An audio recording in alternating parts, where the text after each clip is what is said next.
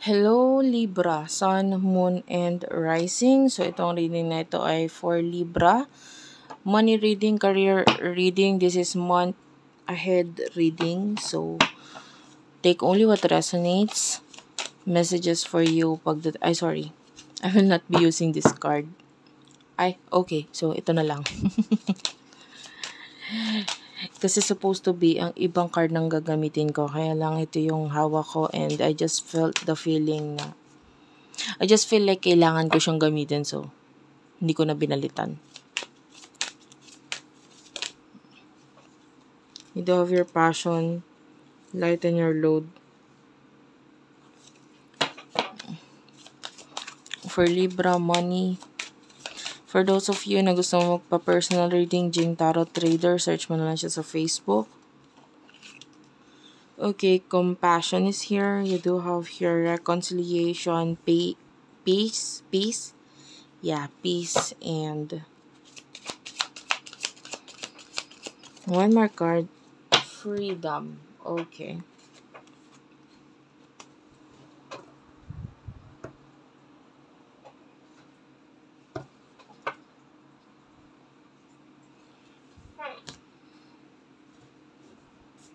Okay. So anyway, Libra. For what I can see here, marami kang responsibilidad or ginagawa ngayon that I feel like in the near future, nakikita natin na kung ano man yung mga, alam mo yung kasabihan, no pain, no gain. So, kailangan mo talaga maghirap dahil if you would do this, no, may kapalit naman yan. Magbubunga naman yan. Yung paghihirap na yan. With regards to your career. Maybe a business or something na ginagawa mo. Kasi with the passion, this is what you love. This is what you're good at. 'Di ba? Lalo na kung yung ginagawa mo, gusto mo. Lalo na kung ginagawa mo, oo, mahirap na stress ka, nakakapagod, pero gusto mo, talent mo yan. Masaya ka sa ginagawa mo. And then I can see growth there. Okay? Compassion is here. So, a lot of people will look at you and see you as someone na parang nakakaawa, they see you as pagod na pagod, ang dami mong ginagawa. A lot of people, makikita nila yung mga pinagagawa mo and they want to help you as much as possible. They want to lighten up your load. They want to help you in a way na hindi mababa or bumababa ang tingin or hindi naman to the point na parang lalabas na parang naaawa sila sa'yo. Parang ayaw naman nilang maramdaman mo na naaawa sila sa'yo dahil ayaw nilang maawa ka sa sarili mo. I mean, they see how,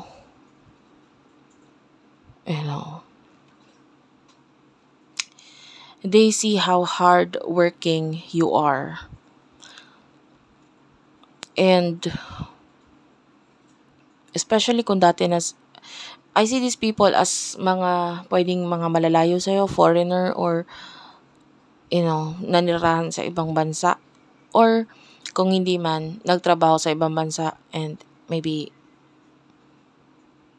kung hindi man ngayon, maybe in the past. So, these people, sila yung nakakapansin ng kung ano yung ginagawa mo. How difficult and how challenging life for you. But, they see you as someone na ginagawa mo yung best mo para mabago yung buhay mo. And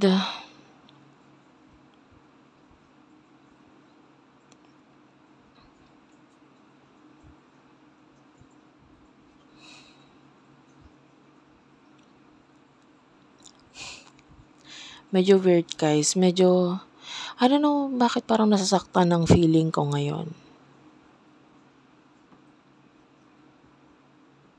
But maybe this is you na nasasaktan ka, or nare-realize mo rin sa sarili mo yung mga pinagagawa mo na parang, oo nga no, ang dami ko palang responsibilidad, ang dami ko palang ginagawa, ang dami ko, or kasi I'm not sure if this is your feeling or feeling nung taong nakikita yung mga ginagawa mo. And then, this person is very observant.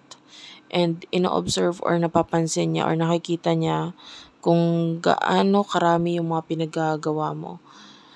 And nare-realize niya nakakapagod pala. Maybe this is your parents.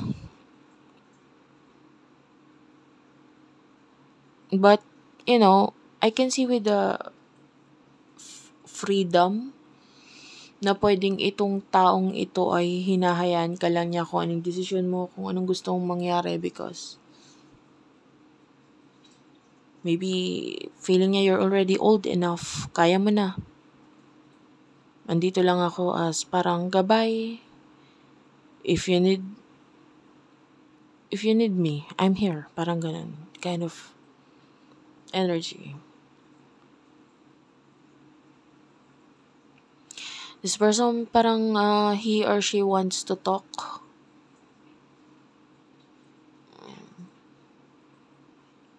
And pwedeng maybe talk about money. Parang kung kailangan mo ng tulong, if you want umutang, or that kind of energy. Sobrang ang feeling nitong taon to parang naaawa na parang gusto kanya kausapin. Gusto niya maging open ka sa kanya. Pero nakikita niya kasi parang kinakaya mo. And yeah, there's a lot of lungkot sa taong ito kasi feeling niya hirap na hirap ka na. Reconciliation is here. So, for what I can see here, a lot of people, hindi lang isa but a lot of people gusto nilang bumalik sa'yo. Maybe friends, maybe work or business partners. Gusto nilang magkaroon ng pagbabalik sa'yo, or they want to talk to you. Not necessarily gagawin nila, pero nandun yung kagustuhan na makausap ka or magkaroon ng partnership or pagbabalik sa'yo. This person wants to, or people wants to communicate with you, and nakikita nila yung skills mo, how you value money, and maybe yung growth mo din. So, gusto nila maging part nito. So, a lot of people wants to be part ng kung ano yung ginagawa mo ngayon. And peace is here. So,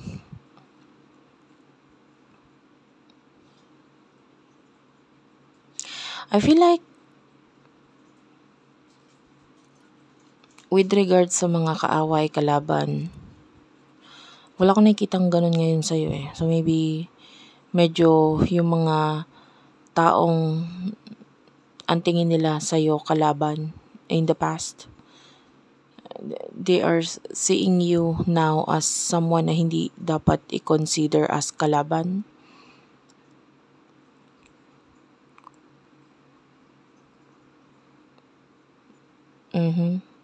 Maybe because they see you as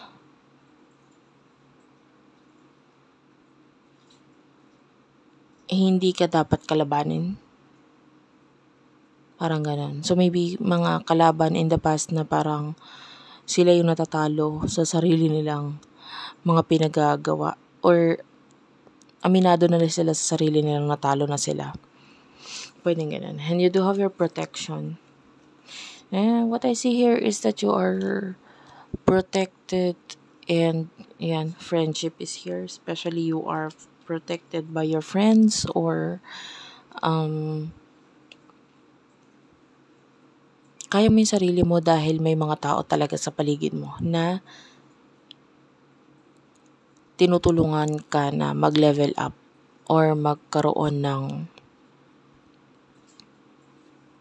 development sa buhay mo. Or if you really need help, if you want help, there's a lot of people who is willing to help you. Okay? So, that's it for now. Thank you for watching. I love you all and bye-bye.